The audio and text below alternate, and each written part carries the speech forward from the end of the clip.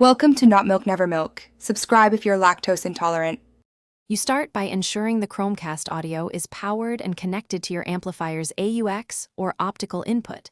Select that input on the amp. Once done, make sure your phone or tablet is on the same Wi-Fi network. Open the Google Home app and tap the plus icon to add a new device. Follow the app prompts and match the pairing code you hear or see. This initial pairing creates the link between device and network so streaming works reliably. After the device is added, name it clearly and assign it to a room to simplify casting. This helps voice commands and app organization.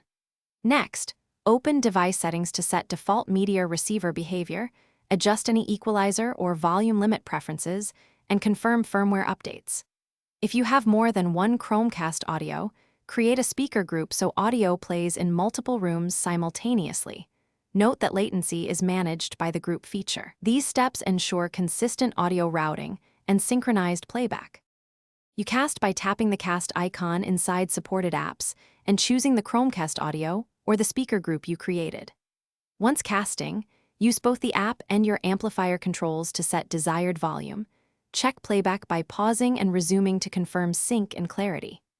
If sound fails or stutters, reboot the Chromecast audio and router, confirm both are on the same Wi-Fi band, and only perform a factory reset if other steps fail. This recovers connectivity without losing custom names or groups, unless reset is required.